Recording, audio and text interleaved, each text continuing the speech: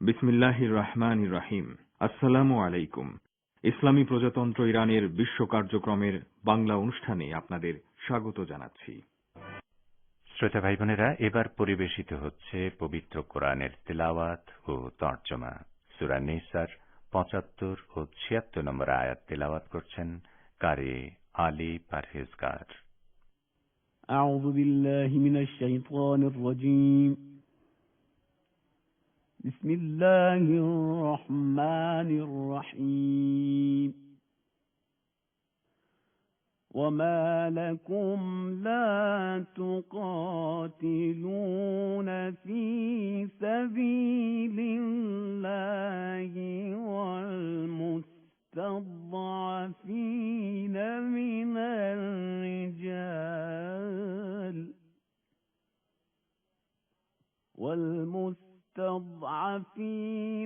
من الرجال والنساء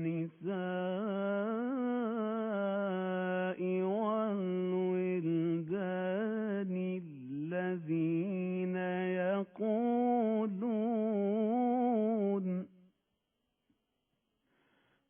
الذين يقولون ربنا أخرجنا من هذه القرية الظالم أهلها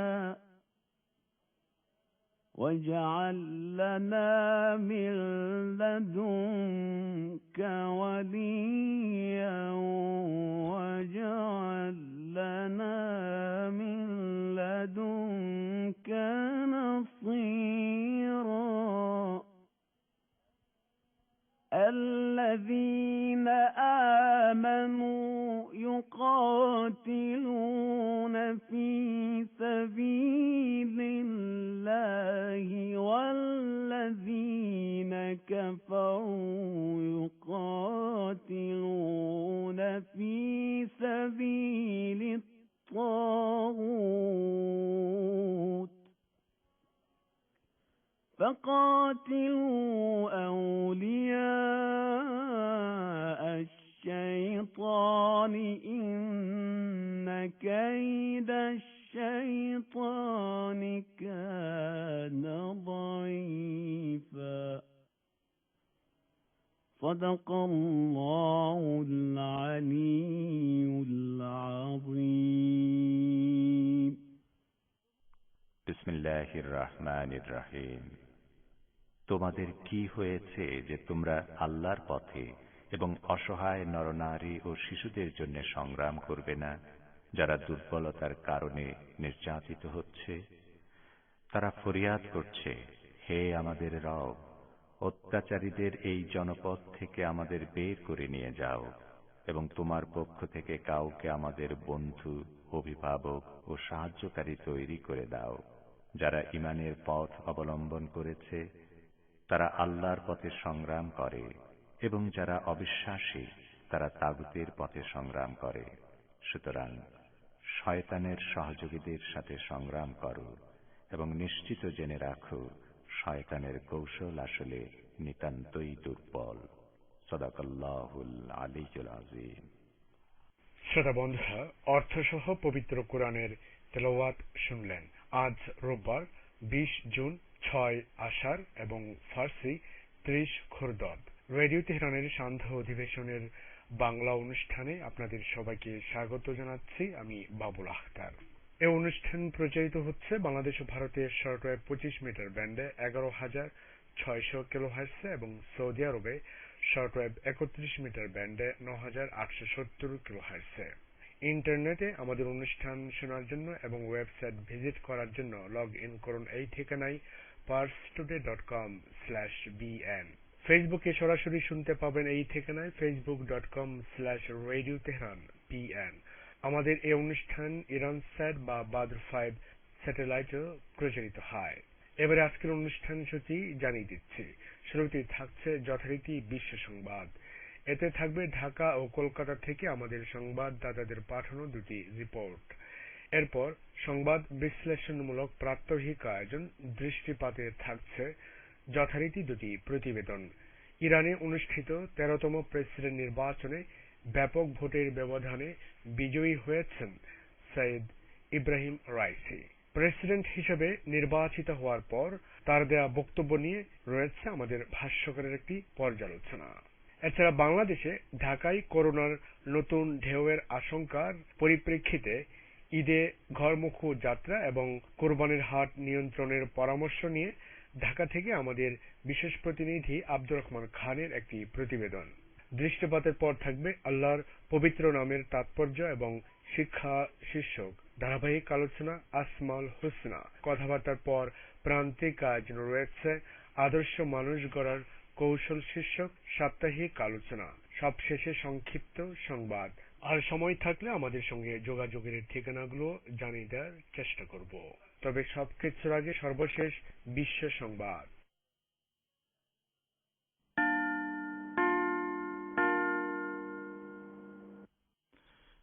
radio Tehran শুরু হচ্ছে বিশ্ব সংবাদ।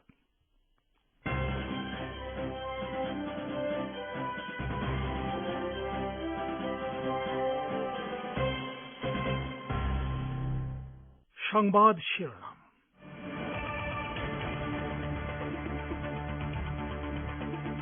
ইরানের প্রেসিডেন্ট নির্বাচনে বিজয়ী ইব্রাহিম রাইসিকে অভিনন্দন জানিয়ে একের পর এক বার্তা আসছে তেহরানের সঙ্গে সম্পর্ক উন্নয়নে বিভিন্ন দেশের আগ্রহ প্রকাশ।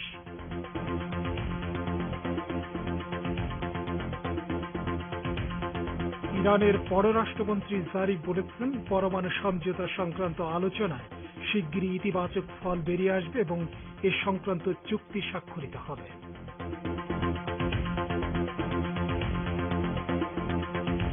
বিএনপির মহাসচিব অভিযোগ করেছেন, দেশের মেগা প্রকল্পগুলোয় চলছে গণলুট। ওবায়দুল কাদেরের দাবি, উন্নয়ন দেখার মতো চোখ নেই বিএনপির। এবং জম্মু কাশ্মীরকে পূর্ণ রাজ্যের মর্যাদা দেওয়ার পাশাপাশি দ্রুত নির্বাচন অনুষ্ঠানের মাধ্যমে সেখানে গণতন্ত্র ফিরিয়ে দেওয়ার দাবি জানিয়েছে ভারতের কংগ্রেস পার্টি।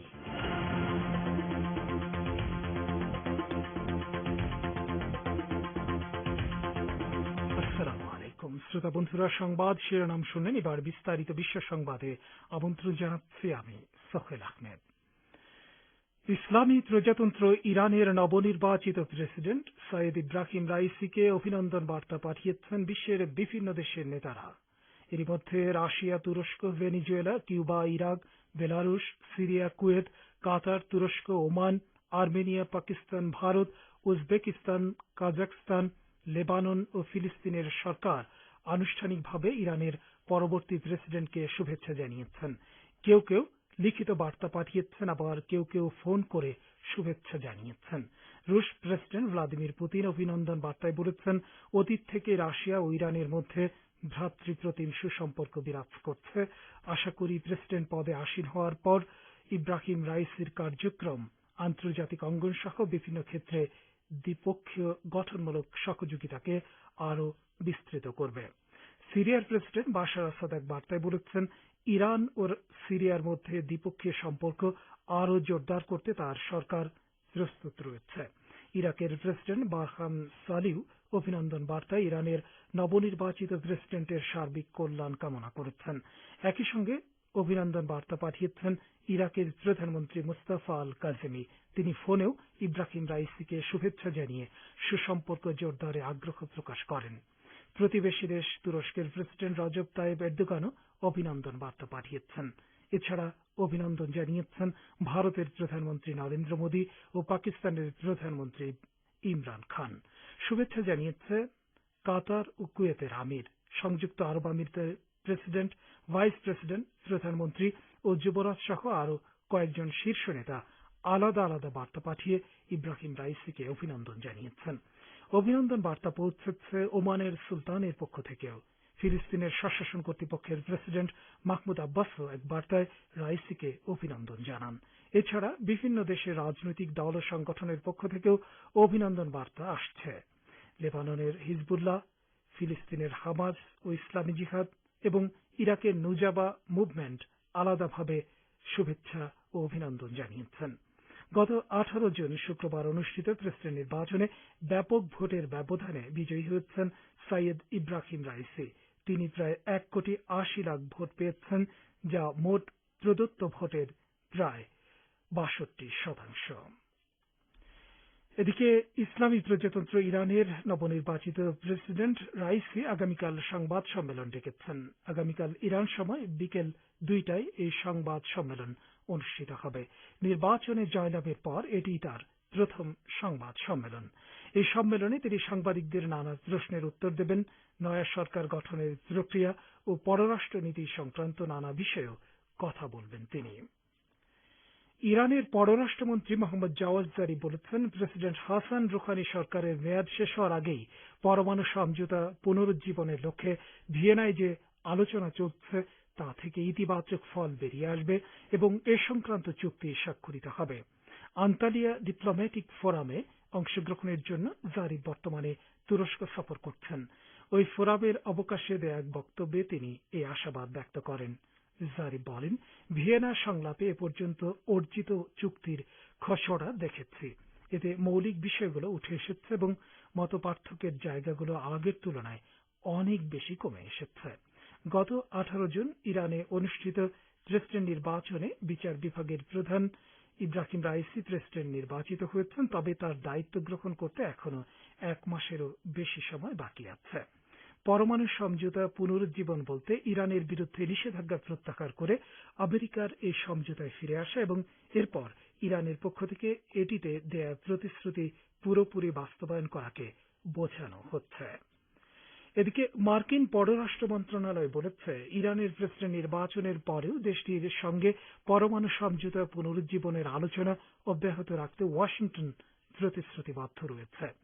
আমেরিকার স্থানীয় সময় শনিবার রাতে এক বিবৃতিতে একথা জানিয়েছে মার্কিন পররাষ্ট্র মন্ত্রণালয়। বিবৃতিতে বলা হয়, ইরানের ক্ষমতায় কে রয়েছে তা তাদের বিবেচ্য বিষয় নয়। মার্কিন যুক্তরাষ্ট্রের স্বার্থ রক্ষাকে তাদের পররাষ্ট্রনীতিতে অগ্রাধিকার দেওয়া হয়েছে। ভিয়েনা সংলাপের সর্বশেষ পর্বের আলোচনায় যে অর্থপূর্ণ অগ্রগতি হয়েছে তাকে আরও এগিয়ে নিতে আমেরিকা বদ্ধপরিকর বলে বিবৃতিতে জানানো হয়েছে। আপনারা বিশ্ব সংবাদ শুনছেন রেডিও তেহরান থেকে। বাংলাদেশে করোনা সংক্রমণের কারণে এবছর প্রাথমিক শিক্ষা সমাপনী বা পিইসি পরীক্ষা হচ্ছে না। শিক্ষার্থীদের বাড়ির কাজের মাধ্যমে মূল্যায়ন করে পরবর্তী শ্রেণীতে প্রমোশন দেওয়ার সিদ্ধান্ত নিয়েছে প্রাথমিক ও গণশিক্ষা মন্ত্রণালয়। বিস্তারিত জানাচ্ছেন ঢাকা থেকে আব্দুর রহমান খান। বাংলাদেশে চলমান করোনা সংক্রমণের কারণে চলতি বছরের প্রাথমিক শিক্ষা সমাপনী বা পিইসি পরীক্ষা হচ্ছে না। এ পরীক্ষা বাতিলের বিষয়ে নীতিগত সিদ্ধান্ত নেওয়া হয়েছে। তবে গত বছরের মতো অটো প্রমোশন না দিয়ে এবছর শিক্ষার্থীদের বাড়ির কাজের মাধ্যমে মূল্যায়ন করে পরবর্তী শ্রেণীতে প্রমোশন দেওয়ার সিদ্ধান্ত নিয়েছে প্রাথমিক ও গণশিক্ষা মন্ত্রণালয়। প্রাথমিক শিক্ষা অধিদপ্তরের মহাপরিচালক এম মনসুর আলম আজ রোববার এই তথ্য জানিয়েছেন। তিনি জানান, প্রাথমিক সমাপনী পরীক্ষার্থীদের অটো পাস দেওয়া হবে না। পরিস্থিতি স্বাভাবিক হবার পর শিক্ষার্থীদের ক্লাসে আনা সম্ভব হলেও তাদের বার্ষিক পাঠ পরিকল্পনার আলোকেই পড়ানো হবে। তাছাড়া প্রাথমিক শিক্ষার্থীদের বাড়ির কাজের মাধ্যমে মূল্যায়নের ব্যবস্থা নিশ্চিত করা হবে। এদিকে সরকারি বিধিনিষেধ ও ঈদুল আজহার সঙ্গে মিল রেখে শিক্ষা প্রতিষ্ঠানের ছুটি আরও 1 মাস বাড়তে পারে। সেই হিসাবে শিক্ষা প্রতিষ্ঠান আগামী জুলাইও খুলছে না। আজ রোববার সকালে মাধ্যমিক ও উচ্চ শিক্ষা বিভাগের সচিব মোহাম্মদ মাহবুব হোসেন জানিয়েছেন, মাঝে করোনার আক্রমণ কমে যাওয়ায় শিক্ষা প্রতিষ্ঠান খোলার ঘোষণা দেওয়া হয়েছিল। হঠাৎ সংক্রমণ এবং মৃত্যু দুটোই বাড়ছে। করোনা সংক্রমণ না কমা পর্যন্ত শিক্ষা প্রতিষ্ঠান খোলার কোনো সিদ্ধান্ত আসবে না। করোনা শনাক্ত হবার পর গত বছরের 17ই মার্চ থেকে বন্ধ রয়েছে দেশের সকল শিক্ষা প্রতিষ্ঠান। এর আগে করোনা সংক্রমণের হার বৃদ্ধি পাওয়ায় সরকারি বিধিনিষেধ আগামী 15 জুলাই পর্যন্ত বাড়ানো হয়েছে। এর 1 সপ্তাহ পরে অর্থাৎ 22 বা 23 জুলাই অনুষ্ঠিত হবে ঈদুল আজহা। সেই হিসাবে জুলাই মাসেও বন্ধ থাকতে পারে সব শিক্ষা প্রতিষ্ঠান।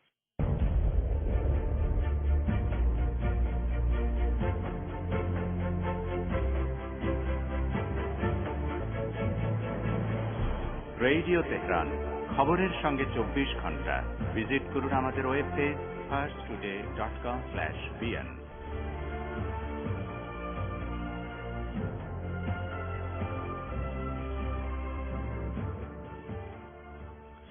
ফিরছি সংবাদে।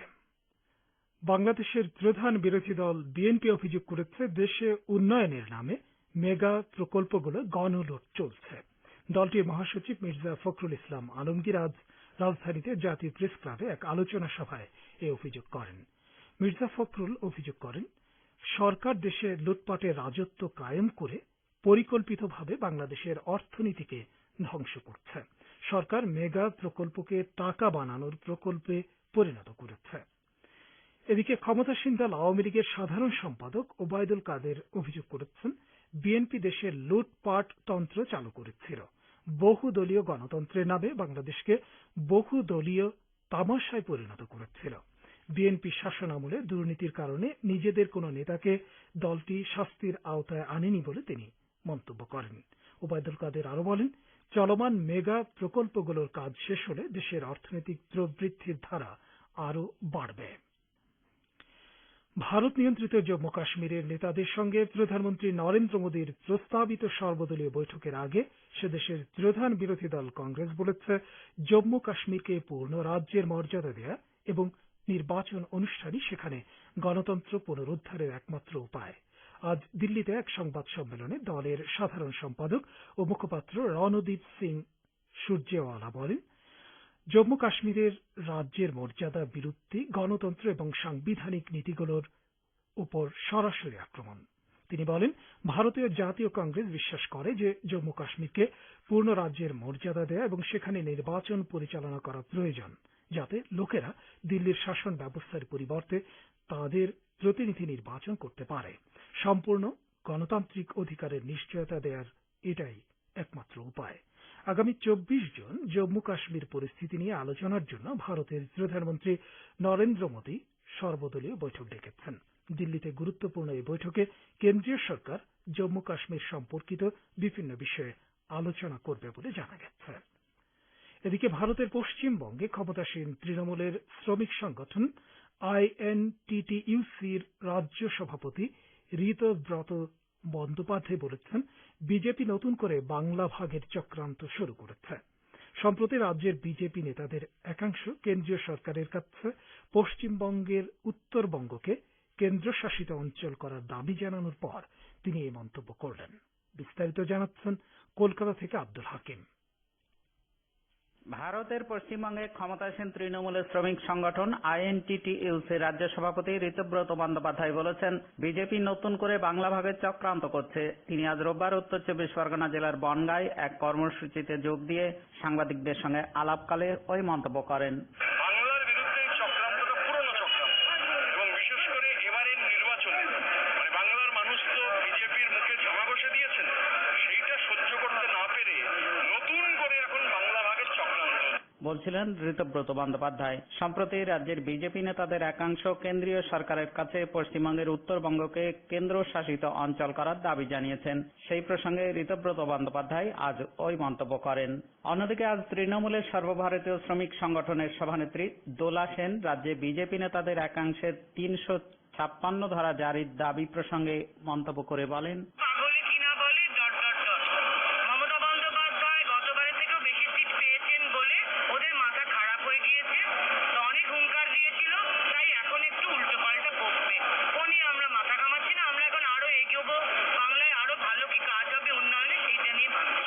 বলছিলেন দোলা সেন।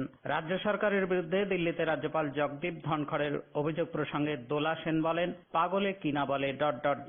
সেজন্য ওনার সম্পর্কে কোনো মন্তব্য না করাই ভালো।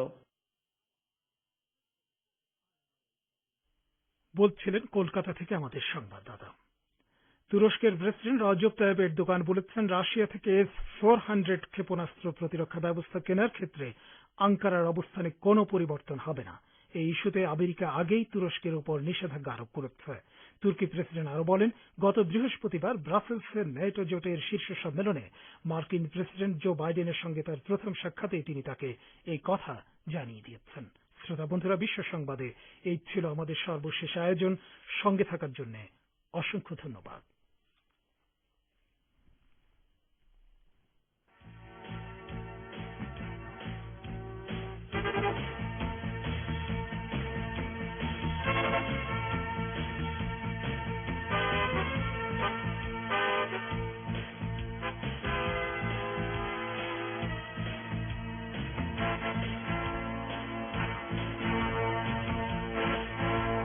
বিশ্ব সংবাদের পর এবার আমন্ত্রণ জানাচ্ছি সংবাদ ভাষ্যের অনুষ্ঠান দৃষ্টিপাতে।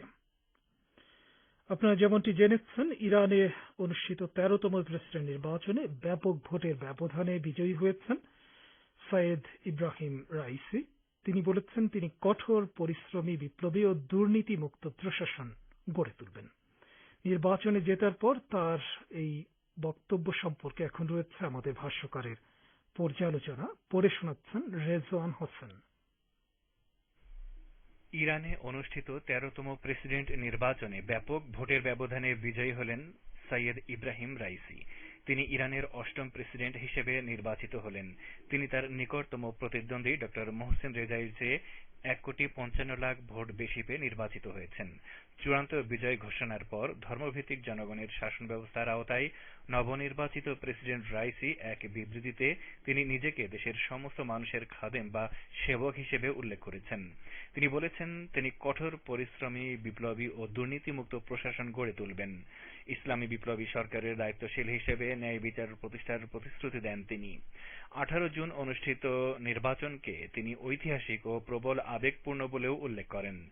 নির্বাচনে বিজয়ের আগে ইব্রাহিম রাইসি এক সাক্ষাৎকারে তার শাসনকে গণভিত্তিক, দুর্নীতিমুক্ত ও ইসলামী বিপ্লবী চেতনার ভিত্তিক এই 3 মূল নীতি হিসেবে উল্লেখ করে বলেছিলেন, সবারই এটা জেনে রাখা উচিত, আমার সরকার দুর্নীতিকে কোনোভাবেই টলারেট করবে না এবং প্রশাসনের কোথাও আমরা দুর্নীতির সুযোগ দেব না।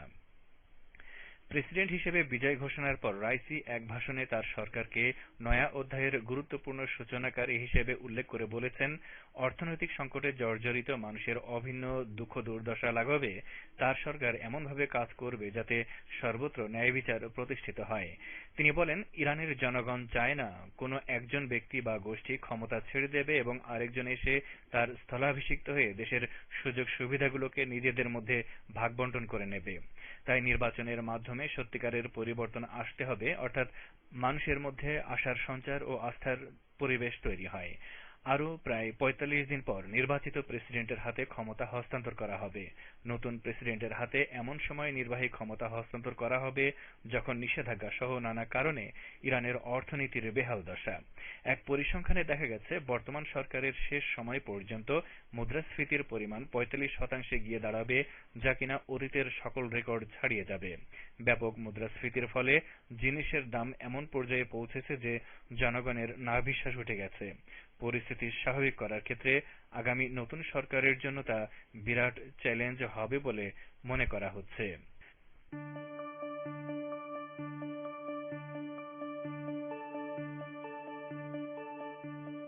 আপনারা রেডিও তেহরানের অনুষ্ঠান শুনছেন সরাসরি তেহরান স্টুডিও থেকে। ইন্টারনেটে আমাদের অনুষ্ঠান প্রতিদিন শুনুন এই ঠিকানায় parstoday.com/bn।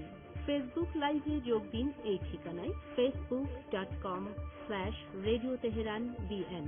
আমাদের কাছে ইমেল করার ঠিকানা radioteheran1982@gmail.com। এবার দৃষ্টি দিচ্ছি বাংলাদেশের দিকে। বাংলাদেশের ঢাকায় শনাক্ত 68% রোগী হচ্ছে ভারতীয় ধরন বা ডেল্টা ভেরিয়েন্টের সংক্রমিত। এ অবস্থায় জনস্বাস্থ্য বিশেষজ্ঞদের আশঙ্কা ঢাকায় করোনা ভাইরাসের আরেকটি ঢেউ আঘাত হানতে যাচ্ছে। এ সম্পর্কে বিশেষজ্ঞ প্রতিক্রিয়া সহ প্রতিবেদন করেছেন ঢাকা থেকে আব্দুর রহমান খান। বাংলাদেশে করোনা সংক্রমণের 64তম সপ্তাহ শুরু হয়েছে আজ 20 জুন রোববার থেকে। করোনার সাপ্তাহিক সংক্রমণ পরিস্থিতির তুলনামূলক চিত্র পর্যালোচনা করে দেখা যাচ্ছে, দেশে বিগত এক সপ্তাহে অর্থাৎ 13 থেকে 19 জুন পর্যন্ত রোগী শনাক্ত বেড়েছে 55.16%, আর মৃত্যু বেড়েছে 46.30%। স্বাস্থ্য অধিদপ্তরের তথ্য বলছে, এক সপ্তাহের ব্যবধানে রাজধানী ঢাকায় করোনা ভাইরাসের সংক্রমণের হার বেড়েছে প্রায় 3 গুণ। আগের সপ্তাহে যেখানে ঢাকায় দৈনিক শনাক্তের হার ছিল 5%, তা গতকাল 19 জুন পাওয়া গেছে 14.17%। স্বাস্থ্য অধিদপ্তরের তথ্য অনুযায়ী বাংলাদেশে এখন সংক্রমণ বাড়ছে ভারতীয় ধরন বা ডেল্টা ভেরিয়েন্টের কারণে। প্রথম দিকে বাংলাদেশের সীমান্তবর্তী জেলাগুলোতে ডেল্টা ভেরিয়েন্ট বেশি ছড়ালেও বর্তমানে সারা দেশেই তা ছড়িয়ে পড়েছে। এই অবস্থায় জনস্বাস্থ্য বিশেষজ্ঞদের আশঙ্কা ঢাকায় করোনা ভাইরাসের আরেকটি ঢেউ আঘাত হানতে পারে। এ প্রসঙ্গে চিকিৎসকদের সংগঠন doctors platform for people's health এর সদস্য সচিব professor doctor Shakil Akhtar radio তেহরানকে বলেছেন, আমাদের যে ডেল্টা ভ্যারাইটি যেটা আমাদের বর্ডার প্রচুর হচ্ছে, ডেফিনেটলি ঢাকাও সেটা চলে আসে। সরকার চেষ্টা করছে স্বাস্থ্যবিধি বানানোর জন্য, কিন্তু তার আশা অনুরূপ সফল আমরা পাচ্ছি। এখন ঈদে যে আবার মুভমেন্ট হবে, গাভীর পশু কোরবানির জন্য কোরবানির হাট, অ্যাট দি সেম টাইম এদেশের কালচারালি এদেশের লোকজন শহর থেকে গ্রামে মুক্তি হয় তাদের আত্মীয় স্বজন পরিবার পরিজন নিয়ে ঈদ করার জন্য। এবং এই দুইটা ট্রেন্ডে আমরা মনে করছি যে হয়তো একটা উদ্যোগতি পেতে পারে। এখানে সরকারের সর্বাত্মক চেষ্টাটা হবে মুভমেন্টটা যদি রেস্ট্রিক্টেড করা যায় দুই ফর্মেই, যেটা হচ্ছে শহর থেকে গ্রামে যাওয়া বা গ্রাম থেকে শহরে আসা, আর গরুর যে মার্কেটিংটা, সেই মার্কেটিংটা যদি তাদের গরু নিয়ে মুভ করতে হবে না, সেটা তো হয়তো কিছুটা আপনার পরিত্রাণ পাওয়া যেতে পারে। অনুরূপ মতামত ব্যক্ত করেছেন ডক্টরস ফাউন্ডেশনের মুখপাত্র ডাক্তার নিরুপম দাস। আমাদের যে কোনো মূল্যে হোক এবার গ্রামে যাওয়া, গ্রামে গিয়ে ঈদ করাটা এবারের মতো বন্ধ রাখতে হবে, না হলে আপনার এই কন্ডিশনটা ইন্ডিয়ার মতো হবে। কোরবানি তো একটা ঈদের সময় তো মানুষের আনন্দ তো মাটি করা যাবে না, তবুও এবার গরু বাজারগুলো বসাতে হবে খোলা জায়গায়, একটা সামাজিক দূরত্ব বজায় রেখে গরু বাজারগুলো বসাতে হবে। এদিকে স্বাস্থ্য অধিদপ্তরের উপদেষ্টা ও আইইডিসিআর এর সাবেক প্রধান বৈজ্ঞানিক কর্মকর্তা ডক্টর মুস্তাক হোসেন গণমাধ্যমকে বলেছেন, ঢাকায় রোগী শনাক্তের হার আগে ছিল ধীর গতিতে, কিন্তু এবার দ্রুত লাফিয়ে লাফিয়ে বাড়ছে। ঢাকায় করোনা শনাক্তের হার 20% বা তার উপরে উঠে গেলে তখন সবকিছু বন্ধ করেও কোনো লাভ হবে না।